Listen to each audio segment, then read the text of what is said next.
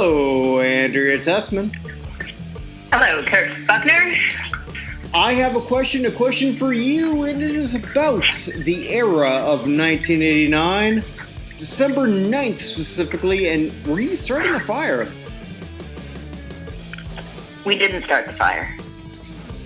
But are you sure? Because it was always burning. But we tried to fight it. Nice.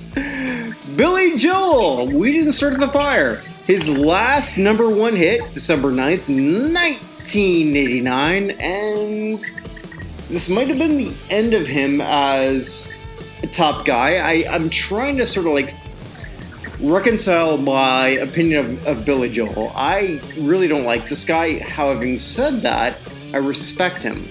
Does that make sense?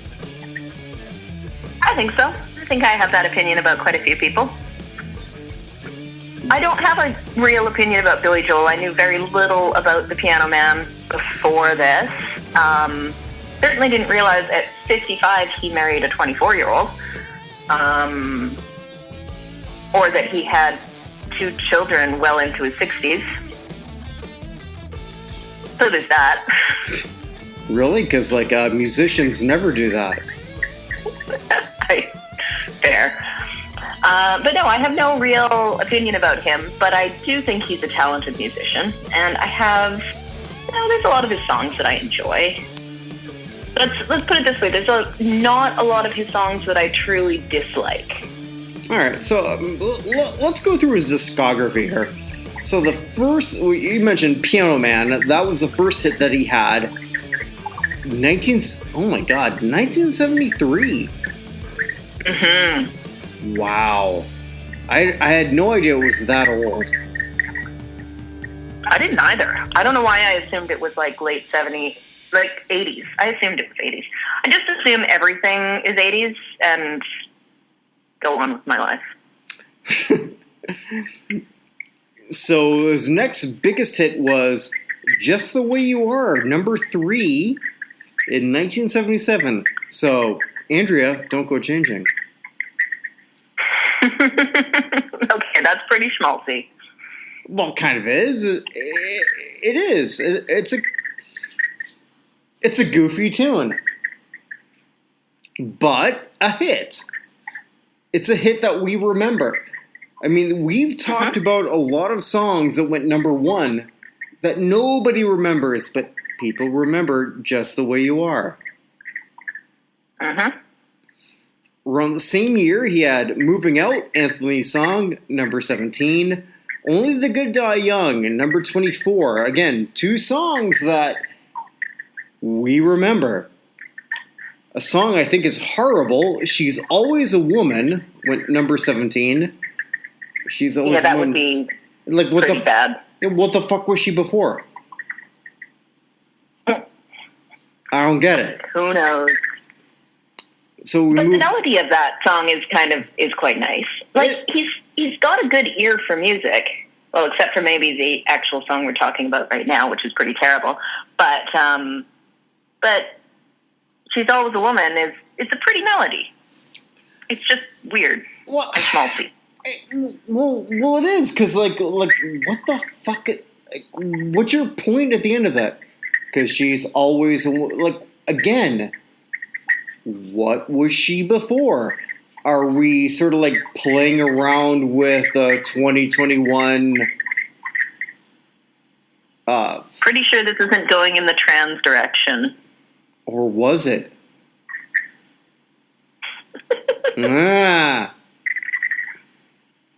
So 1978, My Life. I like this song a lot, actually. Number 3.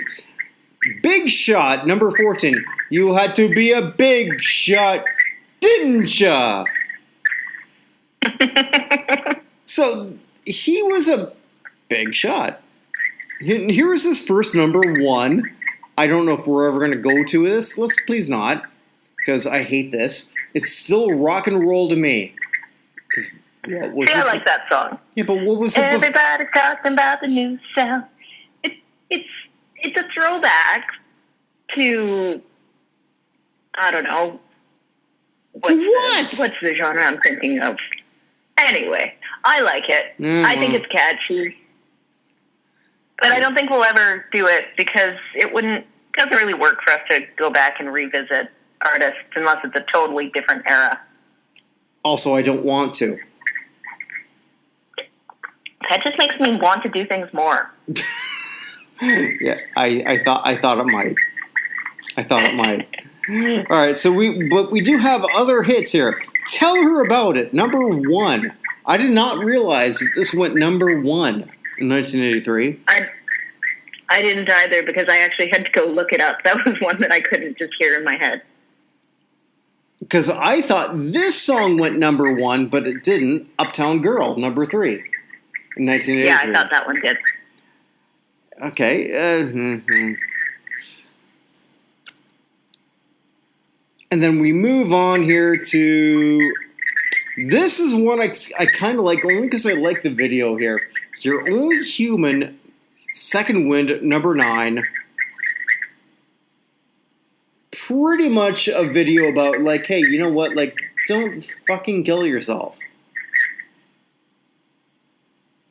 Well, there's that. Well, you shouldn't.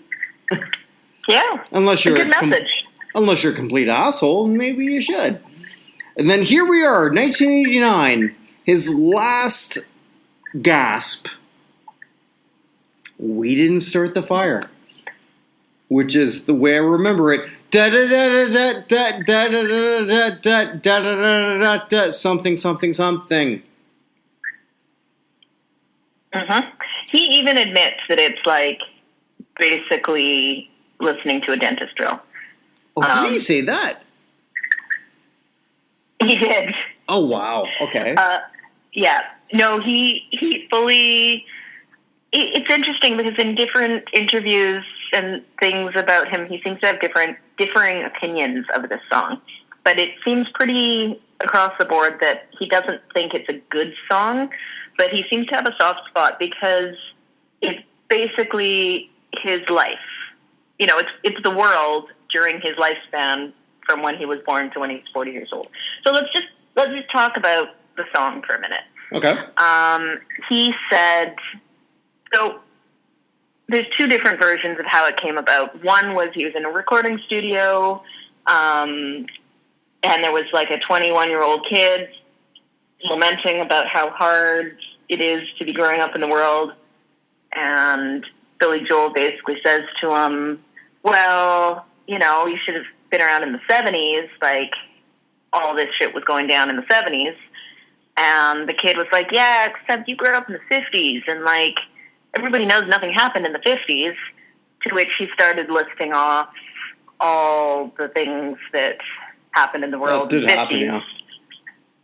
So there's that version of it, but then there's his drummer, who's one of the only musicians that actually, probably the longest serving musician that he had in his band, who basically said they were in the studio recording and he had some like almanac or something with him.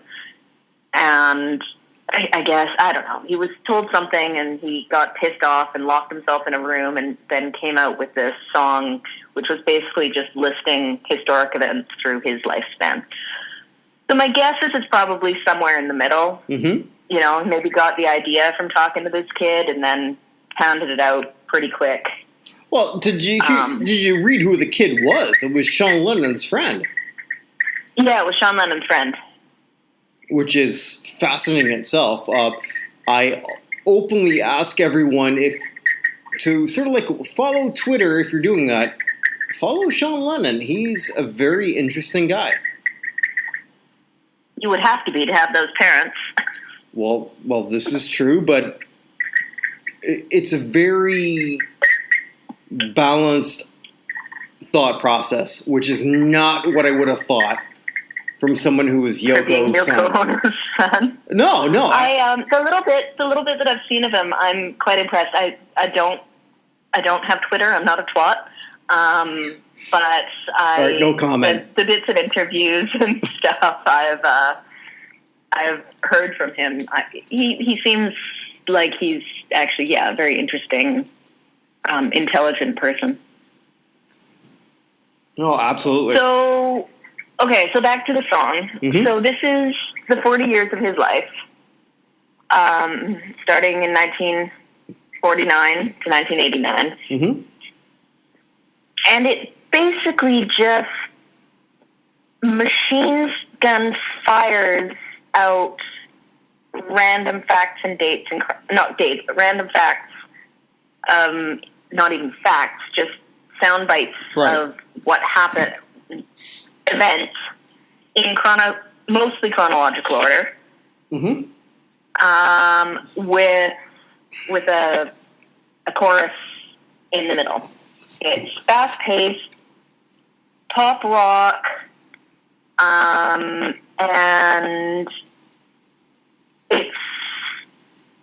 it's lazy. Well, that's it's not a good song. It's catchy, but I don't think he put any real thought or effort into it. It's stream of consciousness. Here's a list of events. Mm-hmm. All right, so so again, well, let's bring up our age difference here. So you would have been, what, 9? 8. 8, okay. Yeah. All right, so I would have been 18 at this point. So listening to this, here was my first thought of it was, okay, so A, lazy, but B, pretty much there is nothing that well, not nothing, but very few items that identified with me as in the 1980s. And as I looked through, like a quick Wikipedia, I wasn't wrong. Pretty much. Someone called it the what was the phrase? Basically saying it's a boomer's homage to his life. Well, it kind of was, and it reached the point where, okay, like by the late 70s, nothing really happened, except for the fact that a lot happened, and you're not talking about it. It's very selective about what events it brings up. It's, if you go with "We Didn't Start the Fire," it was always burning. It seems like it should be all, if you're talking about how shitty the world is, but you bring up events that aren't shitty, just interesting things that happened. Because it rhymed. Because it rhymed, yes, of course. But some of that stuff doesn't really fit. But I think it really is nostalgia. Mm-hmm. It's, this is what he remembers, and then throw in some other things that rhymed. And it's completely, there's no context to any of it. So it's not a history lesson, though apparently a lot of history teachers used it in their classes. Yes, they did, because they were lazy like Billy Joel. There's an entire podcast dedicated to this song. Oh, where really? Each episode, they do a different, I didn't actually listen to any of it, but it's literally each episode digs into a different historical event that is brought up in this song. Yeah, don't listen to that. Listen to ours. Yeah, we're more fun. Absolutely. But it's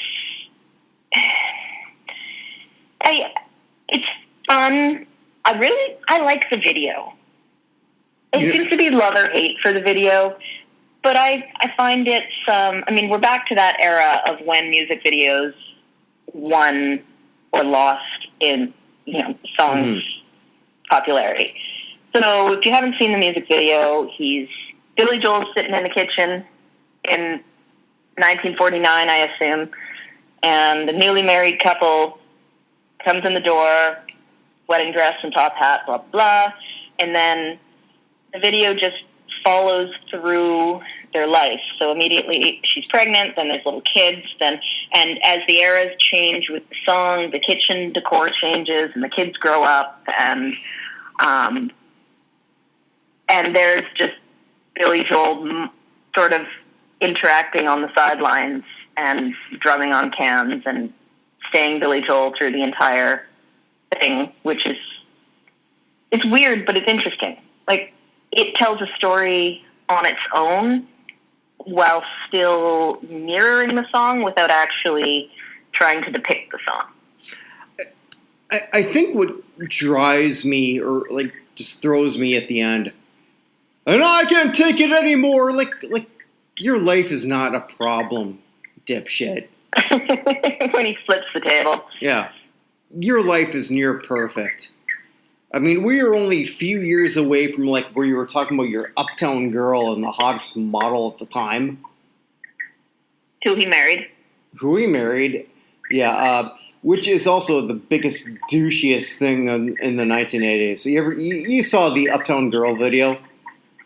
Yep. All right, I worked in a garage, Andrea. Let me just fucking tell you that there's not a chance that there are 5 of us we would have ever sort of like went like, oh, whoa, whoa, whoa, whoa, whoa, whoa, whoa. It wasn't happening. Looking at some blonde chick. When any woman sort of came in that place, because it didn't happen often, we were just like, look at her. That's how it went. Yeah, it was more Beavis and Butthead than the Supremes. Yes, it was, which is true, and I'll admit that because that happened. That happened, and I was a douche. Well, you already knew that. Yeah, I believe that. I had some other insights into this song, but I can't think of them right now.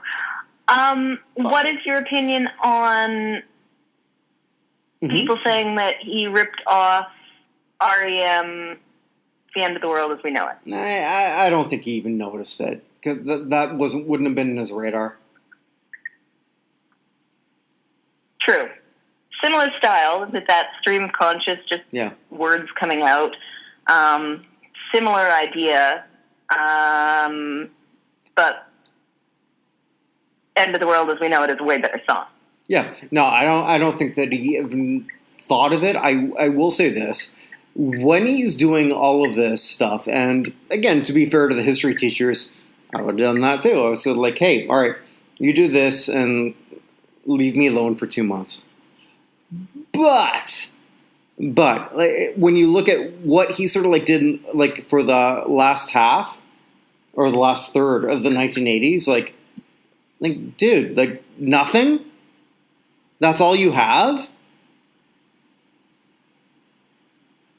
Yeah. It was very it was very 50s heavy. Song, very 50s heavy.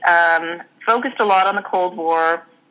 A fair amount to about racism, but yeah, it definitely. If you look at the chronological list and the dates, kind of a lot of 50s and 60s, and then it thins out significantly.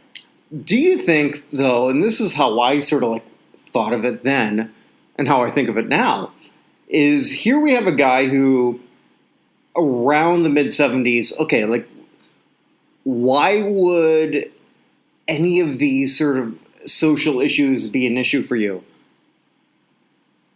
You're fucking rich. You know, and I sort of look at that a bit now, so like where we have a lot of politicians say, okay, go out in the streets. Yeah, it's great for you. Nothing changes for you.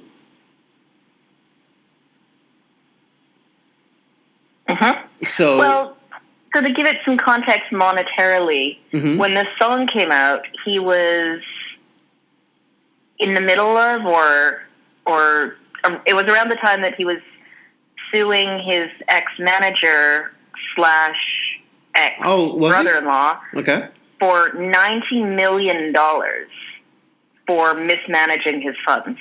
If your manager has mismanaged your money and or embezzled to the tune of $90 million, and you didn't notice it before it hit $90 million, like, come on. Once it hit $80 million, you should have figured out something was missing.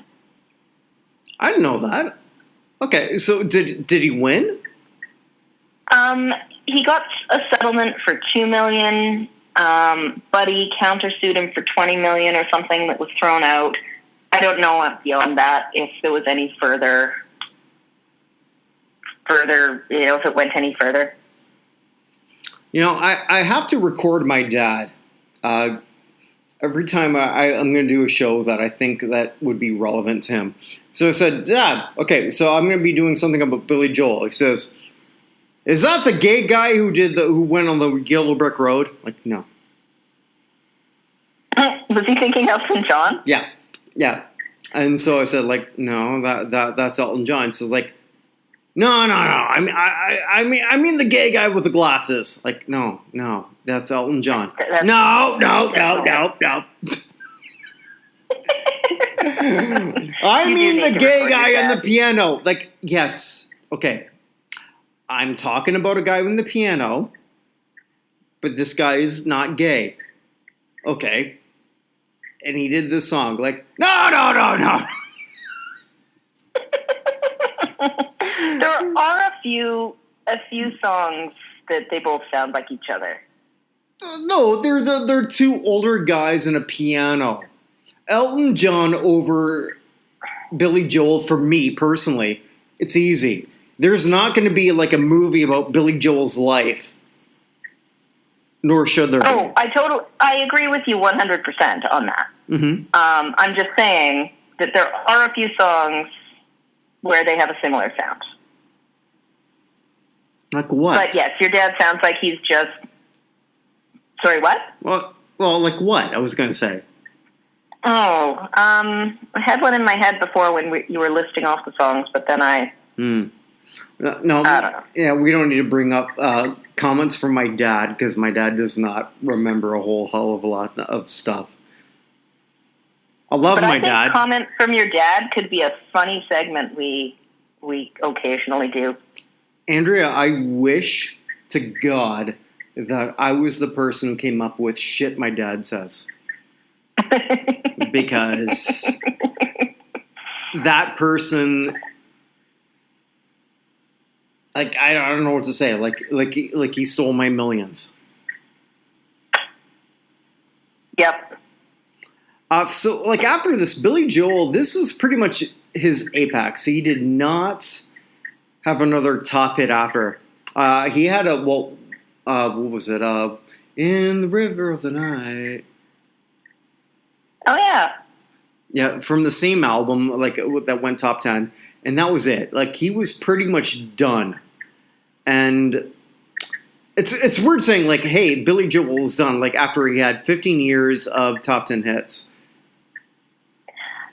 And he continued touring. He's still in touring, I believe. And it wasn't that he gave up music, but he really seemed to stop recording or writing or something. And I don't really know why. No, it's a good thing. I mean, like, that's a good thing. Billy Joel is a legend. Not my type of legend, but a legend nevertheless, if that makes any sense. He really is. He's a talented musician. He had a very marketable sound. And there's a lot of people that absolutely adore him. As they should. Now, I can't wait to tell you what we've got next week. Okay. All right. What are we doing next week? All right, so I told you that it's going to be pure sex. And you made a guess. You were wrong. Now, this woman, she's still alive. We're going back to the mid-'60s. And an era that I just think is the sexiest time. And do you remember when we talked about how, like, in Westworld, they just messed up? Like, how the hell are you not coming back to these weird worlds? This is the world you should go to. Well, this is one of the worlds I'd go to. It's swinging London. It is the mid-'60s. Now, this woman isn't British, but she might as well be. Nancy Sinatra, because these boots are made for walking. That's one of my go-to karaoke songs. Is it really? I love that song. Okay. I just think this song is sex. Without saying sex, it is sex. And I won't say any more. I just think it's the hottest song ever. All right. Well, I look forward to talking about it next week with you. All right. So just don't walk all over me. Boom, boom, boom, boom, boom, boom, boom, boom, boom, boom, boom, boom. Bum, bum, bum, bum, bum, bum, bum, bum, bum. Love it. All right, everyone, stay safe. We're going to have a lot more shows coming up. Oh my God, we've got so many more shows here at nonhalloffame.com, but stay safe, everyone. Andrea, tell everyone to stay safe. Stay safe, everybody. All right, take care. Take care. Take care.